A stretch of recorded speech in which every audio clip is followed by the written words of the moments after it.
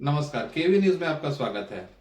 जैसा कि केंद्रीय विद्यालय संगठन ने बाल वाटिका और कक्षा 1 के ऑनलाइन रजिस्ट्रेशन की प्रोसेस जारी कर दिया है। अभिभावक फॉर्म भी भरने लगे हैं, लेकिन बहुत सारे अभिभावक अभी भी परेशान हैं कुछ कॉलम को देखकर कि इस कॉलम में क्या भरा जाएगा। अगर आप इस चैनल में पहली बार आए हैं तो आप इसे अवश्य सब्सक्राइब कर लें, ताकि केंद्रीय विद्यालय संगठन रजिस्ट्रेशन के बाद लॉटरी प्रोसेस, मेरिट लिस्ट किस तरह बनती है, सूची कब जारी होगी, क्या पहली सूची में ही सारे एडमिशन हो जाते हैं, इस तरह के वीडियो आपको आने वाले समय में इस चैनल के माध्यम से हम आपको दिखाएंगे। इस वीडियो का बनाने का उद्देश्य यह है कि छोटे छोटे क्वेश्चन जो अभिभावकों को कंफ्यूज कर रहे हैं, जिस तरह से कि मान लीजिए कोई अभिभावक कोई एक अलग स्टेट में रहता है, जॉब कहीं अलग स्टेट में कर रहा है, केंद्रीय विद्यालय का जो फॉर्म भरेगा वो अलग स्टेट में है, क्या वो भर सकता है, नहीं भर सकता, इस तरह के बहुत सारे सवाल हैं।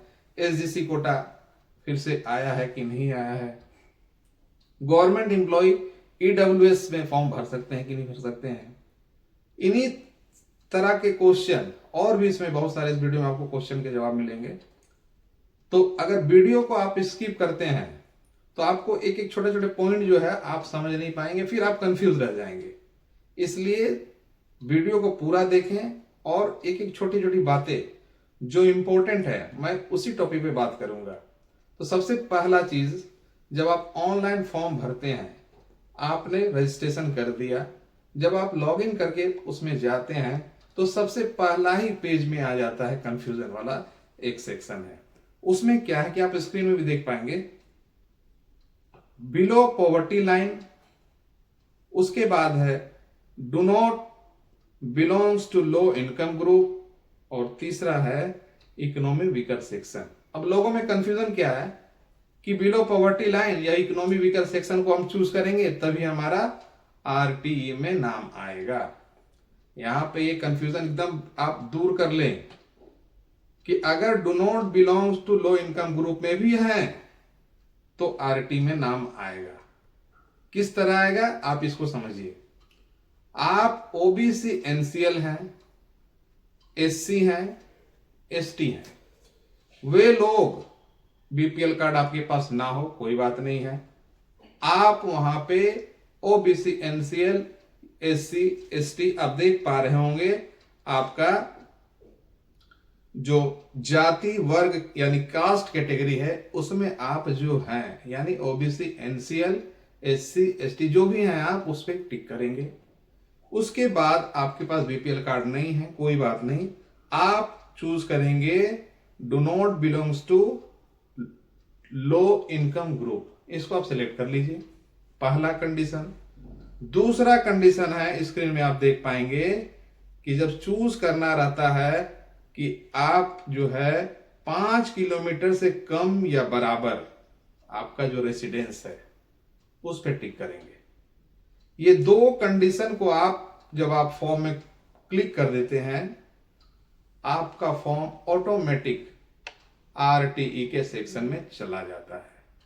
यहां पे आप बिलो पॉवर्टी लाइन या फिर इकोनॉमी वीकर सेक्शन नहीं दिखाते हैं तो भी आपका फॉर्म आरटी के सेक्शन में चला जाता है। अब रही बात जनरल कैंडिडेट्स के लिए, जनरल कैंडिडेट्स के लिए सबसे लास्ट वाला जो ऑप्शन है इकोनॉमी वीकर सेक्शन, आप उस पर जैसे ही क्लिक करेंगे उसमें आपको जो इकोनॉमी वीकर सेक्शन का आपने सर्टिफिकेट बनाया है उसका नंबर और जारी करने की तिथि ये आपको भरना पड़ेगा। इसके बाद एक और महत्वपूर्ण सेक्शन आ जाता है एड्रेस। बहुत सारे अभिभावक हमसे पर्सनली बात भी करते हैं और मैसेज भी करते हैं कि सर एड्रेस जब हम भरेंगे क्या मैं नेटिव वाला भरूं या जहां जॉब करता हूं वो भरूं। यहां पे एड्रेस संबंधित विशेष आप समझ लें इस चीज को कि एड्रेस आप वही भरें, अगर एक विद्यालय भर रहे हैं, एक विद्यालय चूज कर रहे हैं तो उस एड्रेस को भरें जहां से बच्चा विद्यालय जाएगा। आपका होम टाउन क्या है, आप कहां जॉब कर रहे हैं, आपका नेटिव प्लेस कहां है, कोई मतलब नहीं है उससे। बच्चा विद्यालय जहां से जाएगा, भले आप उस रूम में उस जगह पर रेंट पर रहते हो या रिलेटिव के यहाँ रहते हो, उसी एड्रेस को फॉर्म में भरेंगे।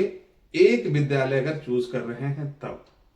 अगर आप दो विद्यालय चूज कर रहे हैं और दोनों डिफरेंट है, यानी कोई एक अलग डिस्ट्रिक्ट में है, कोई एक अलग डिस्ट्रिक्ट में है, वहां पे आपको विशेष सावधानी ये रखना है कि माता के एड्रेस में एक विद्यालय यानी जो पहला विद्यालय चूज कर रहे हैं उसके नियर एड्रेस को आप भरेंगे। वहां भी हो सकता है कि आप रेंट पे रहते हो या रिलेटिव का हो या अपना मकान हो सकता है। जब दूसरे विद्यालय को चूज कर रहे हैं तो वहां का भी एक लोकल एड्रेस यानी उस विद्यालय से कम दूरी वाला एड्रेस आपको डालना होगा, भले ही आपका होम टाउन नेटिव प्लेस कहीं और हो। यहाँ पे इंपॉर्टेंट एड्रेस सेक्शन में यही हो जाता है कि बच्चा विद्यालय जहां से जाएगा वहीं पर आपको उसी एड्रेस को भरना है। यानी एड्रेस का जो भी कंफ्यूजन आप इसे दूर कर सकते हैं। बहुत अभिभावक परेशान है इसी चीज में कि सर एड्रेस कौन सा भरे, आधार कार्ड में एड्रेस अलग है, डेट ऑफ बर्थ में अलग है, बच्चे का एड्रेस है, कौन सा एड्रेस भरे। आपके डॉक्यूमेंट्स में एड्रेस क्या है कोई मायने नहीं रखता है, रेसिडेंस आप जो दे रहे हैं वही उसका प्रूफ है। यहां पे आप क्लियर कर ले कि आपके डॉक्यूमेंट्स में आप जॉब कहां कर रहे हैं, आधार में क्या एड्रेस है, डेट ऑफ बर्थ में आपका क्या एड्रेस है, कोई मायने नहीं रखता है।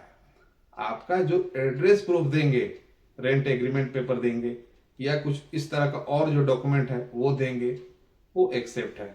एक कंफ्यूजन पेरेंट्स में ये भी आ जाता है कि सर इकोनॉमी वीकर सेक्शन बच्चे के नाम से बनाए या पिता के नाम से बनाए। डॉक्यूमेंट्स जो है अगर आपने नहीं बनाया तो बच्चे के नाम से डायरेक्ट बना लीजिए। अगर डॉक्यूमेंट्स बना हुआ है आपके नाम से, आप वो भी जमा कर सकते हैं। आपको विद्यालय समय देगा बच्चे के नाम से बनाने के लिए। अब बहुत सारे अभिभावक सवाल कर रहे हैं कि सर एसजीसी कोटा है या नहीं है। इस वर्ष भी एसजीसी कोटा सरकार ने जारी नहीं किया है, यानी आप जब फॉर्म भरेंगे तो इसमें कोई सेक्शन नहीं है आपको एसजीसी कोटा का। अब एक सवाल और भी जो गवर्नमेंट एम्प्लॉय वो करते हैं कि सर क्या मैं ईडब्ल्यूएस में अप्लाई कर सकता हूं। बेशक कर सकते हैं। अगर आपका इनकम जो सरकार का गाइडलाइन है, अगर आपका इनकम 8 लाख से कम है तो आप ईडब्ल्यूएस बना करके उसको फॉर्म में भर सकते हैं। यहां एक चीज और जान जाइए, आपको आपके लिए क्लियर कर दूं मैं कि अगर आप गवर्नमेंट एम्प्लॉय हैं और अगर आप ओबीसी एनसीएल हैं या एससी हैं या एसटी हैं और आपने जो एड्रेस भरा है 5 किलोमीटर कम, वो ऑटोमेटिक आपके आरटी सेक्शन में चला जाता है फॉर्म। यानी जब आपका बच्चे का नाम लॉटरी में अगर आता है तो आरटी के सेक्शन में भी आ सकता है और सर्विस कैटेगरी वाले सेक्शन में भी आ सकता है। इसका एक विशेष वीडियो बनेगा, आप उसे जरूर देखेंगे कि बच्चे का नाम कहां कहां आ सकता है, किस किस लॉटरी में नाम आ सकता है। अब एक अभिभावक, एक नहीं बहुत सारे अभिभावकों का सवाल है कि सर मेरे भैया आर्मी में है, क्या मैं उसका बेनिफिट अपने बच्चे को मिल सकता है मेरे बच्चे को। ऐसा कोई रूल नहीं है। बच्चे के पेरेंट्स यानी माता एवं पिता, उनके जॉब यानी उनके जो प्रोफेशन है उसके हिसाब से ही कैटेगरी चूज होता है, ना कि आपके किसी रिलेटिव से। या क्लियर आप समझ लीजिए। बहुत अभिभावक पूछते क्या ग्रैंड फादर, हमारे बच्चे का ग्रैंड फादर जो है वो जॉब में है या आर्मी से रिटायर्ड है, क्या उनको बेनिफिट मिलेगा? नहीं मिलेगा। बच्चे के पेरेंट्स का होना चाहिए। एक सवाल मैंने बराबर स्किप किया है कि जो एक्स आर्मी मैन होते हैं वो कैटेगरी 1 होते हैं, यानी आर्मी भी कैटेगरी 1 है और एक्स आर्मी भी जो है वो कैटेगरी 1 है। लेकिन सेंट्रल गवर्नमेंट और एम्प्लॉय जो है अगर वो जॉब में है, मान लीजिए रेलवे एम्प्लॉय कोई है तो वो कैटेगरी 1 है, लेकिन जैसे ही वो रिटायर हो जाते हैं वो कैटेगरी 5 में चले जाते हैं। इस कंफ्यूजन को आप थोड़ा सा दूर कर लेंगे, क्योंकि जो सेंट्रल गवर्नमेंट एम्प्लॉय हैं जब तक जॉब में हैं वो कैटेगरी 1 माने जाते हैं, रिटायर्ड हो जाने के बाद वो कैटेगरी 5 में चले जाते हैं। और आर्मी पर्सन जो है, आर्मी में जो नेवी एयरफोर्स इनके जो एम्प्लॉय होते हैं वो रिटायर्ड के बाद भी कैटेगरी 1 होते हैं। फिर वहीं पे पारा मिलिट्री का बात आ जाता है।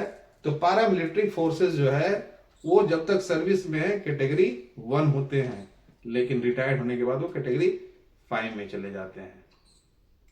आप स्क्रीन में देख पा रहे होंगे सर्विस कैटेगरी, इसमें 1 2 3 4 5 ये आपको दिख रहे हैं। मैंने बहुत सारे वीडियो में कैटेगरी का जिक्र किया है, कौन से कौन किस कैटेगरी में आते हैं। तो ये फॉर्म जो आपका जो स्क्रीनशॉट देख रहे हैं ये बाल वाटिका का है। इसमें बहुत आप इजीली समझ सकते हैं, जो 1 2 3 4 5 है, आप स्टेट गवर्नमेंट है कैटेगरी 3 है, सेंट्रल गवर्नमेंट है कैटेगरी 1 है, सेंट्रल गवर्नमेंट के ऑटोनॉमस है कैटेगरी 2 है, स्टेट गवर्नमेंट के ऑटोनॉमस बॉडी कैटेगरी 4 है, और प्राइवेट जो बिजनेस वाले कैटेगरी 5 है। ये चूज करेंगे आप, उस पर क्लिक करेंगे और आपका वो सिलेक्शन चूज हो जाएगा। लगभग हर अभिभावक डॉक्यूमेंट से रिलेटेड क्वेरी रहता है, हमेशा क्वेरी रहता है, और मेरे हर वीडियो में डॉक्यूमेंट्स के बारे में बताया है, उसका एक स्पेशल स्लाइड दिया है। इस वीडियो में भी आप देख पा रहे हो स्लाइड को, यानी अगर आप वही बताया जाता है कि अगर आप वीडियो स्किप करते हैं तो आपको उसको जानकारी नहीं मिल पाती है। डॉक्यूमेंट्स आप जैसे मान लीजिए, मैंने पहले वीडियो में बताया है कि जब आप ऑनलाइन फॉर्म भर रहे हैं तो आपको चाहिए बर्थ सर्टिफिकेट, बच्चे का डिजिटल फोटो, अगर इकोनॉमी वीकर सेक्शन में आते हैं तो उसके सर्टिफिकेट्स, और अगर सेंट्रल गवर्नमेंट एम्प्लॉय हैं और आपके पिछले 7 साल में ट्रांसफर है तो ये डिटेल्स आप बनाकर रखते हैं, और फॉर्म भरने के समय में इन कागजातों की जरूरत पड़ती है। जैसे ही आपने फॉर्म भर दिया, लॉटरी डेट हुआ और आपके बच्चे का नाम आया, तो एडमिशन के समय में स्क्रीन में आप देख पा रहे होंगे ये लिस्ट, डॉक्यूमेंट के लिस्ट आप नोट कर ले, या फिर आप फॉर्म जब भरते हैं वो भी देख सकते हैं स्क्रीन में कि नीचे ये कागजात आपको प्रस्तुत करने होते हैं एडमिशन के संबंध में। एडमिशन जब आपके होंगे तो ये कागजात आपको लेकर जाने हैं। डॉक्यूमेंट्स को आप इसका स्क्रीनशॉट रख लें, और जब आपके बच्चे का नाम आ जाता है तो आप इसे एडमिशन के समय में ले जाकर प्रस्तुत करना होगा। इस तरह से अभी भी अगर आपके मन में फॉर्म भरने से रिलेटेड कोई क्वेरी है या किसी और प्रकार का क्वेरी है तो आप कमेंट सेक्शन में जाकर के कमेंट कर सकते हैं। मेरे बहुत सारे वीडियो जो है आप डिस्क्रिप्शन बॉक्स में लिंक दिया गया है, फॉर्म कैसे भरते हैं। यहाँ फॉर्म अगर आप गलत कर देते हैं, फॉर्म गलत भर दिया, उसे कैसे रेक्टिफाई करते हैं, OBCCL OBC NCL कैटेगरी क्या है, इस तरह के आप बहुत सारे वीडियो का लिंक डिस्क्रिप्शन बॉक्स में दिया गया है। अगर कहीं आपको कंफ्यूजन हो तो आप उस वीडियो को देखकर फॉर्म में भरने समय में आपको हेल्प मिल सकता है। वीडियो अगर पसंद आए तो आप इसे अवश्य लाइक कर दें, और केंद्रीय विद्यालय न्यूज के साथ जुड़े रहें, यानी आपको ये न्यूज चैनल केवी न्यूज चैनल आने वाले समय में लॉटरी प्रोसेस और एडमिशन का जो भी जानकारी होगी शेयर किया जाएगा। आपका बहुत बहुत धन्यवाद।